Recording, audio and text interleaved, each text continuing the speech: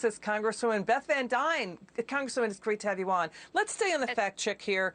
You know, Biden and Buttigieg, it's good to see you. Biden and Buttigieg keep saying that, you know, the U.S. is way behind in infrastructure, ranking something like 13th. You can't compare tiny Singapore or the UAE, which ranks higher on that list, with the U.S., which is magnitudes higher. So this is another false apples to apples kind of comparison. What do you think of the fact check there? Well, I think if they were actually concerned that we were ranked somehow lower, then why aren't you putting more focus on actual infrastructure than spending hundreds of billions of dollars on things that aren't an infrastructure, that things we're not going to see a multiplier on, of things that are not an investment in our communities? We're not seeing that. So if they are really concerned about infrastructure, then why aren't we seeing more of that out of this bill? I just had a meeting with 40 of our stakeholders in the North Texas area, transportation stakeholders, and I asked them, what are you looking at of a bill?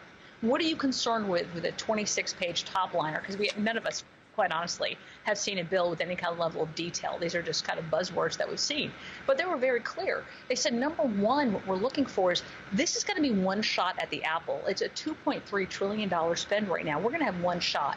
If we're going to do that, what are the opportunity costs that we're missing that you're not including in this bill? And I'll give you a perfect example. We're talking about roads and bridges. They've got 10 bridges that they've identified. 10. Well, in the next 10, 20 years, how many more bridges are we going to need that aren't included in this bill? They said lower regulation. Wait a minute, just 10? 10 bridges. They're talking just 10?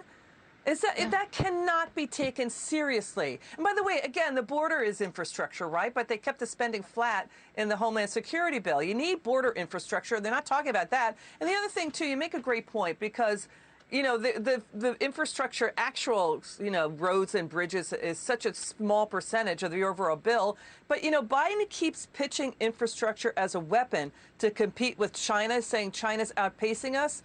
But you know what, Americans, you're going to be effectively spending and sending tens of millions of dollars to your tax money to China.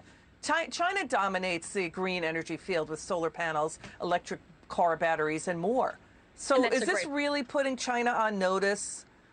It's a great point that you bring up. You know, and your previous guest, you know, talked about the jobs and the lack of jobs coming from this. I would take it one step further. I'd say you're actually going to see jobs that are going to be killed by this bill. Because how are you supplying money? How are you funding this? It's all through corporate tax hikes. So what happens when you start having you want to talk about China? The corporate tax hikes are higher than they are in China. That's going to affect working American families first and foremost. You're going to see increases in prices. You're going to see decreases in jobs. That's what we're going to get out of this bill. But when you start thinking about what they could have put in it, right? Lowering regulations that would have made the costs lower, that would be able to have these projects come out faster. If you think about this federal government takeover, look, I was a mayor of a top 100 largest city in the country. I know what it's like. We know where the large projects are in our city. We know how it affects our community. We know better than any bureaucrat in D.C. And what this bill does is it puts the control completely in D.C. And when you start talking to these stakeholders, they're going to be the ones who are actually going to be putting these projects, you know, not just on paper, but completing them. They don't want that. They want to have more flexibility at the state and the local level. And I think also, you know, again, on the corporate taxes, they need long-term funding for this, not short-term. If you're thinking about the let's stay on that. Communities, it's crazy. Yeah.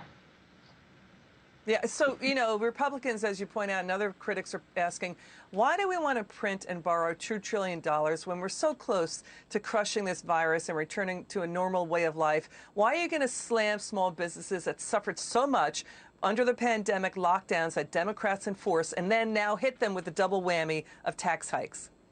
It's a great question. It's going to kill jobs. It's going to increase costs at a time when we can't afford that. No American family can afford that. We should be focused on things that we can all get along. You know, infrastructure should be the least partisan. We should all realize that the investment that we're putting there is going to help our economy. That's where it should be focused. And quite honestly, if Biden was really interested in a bipartisan approach, let's focus on the things that we can agree on.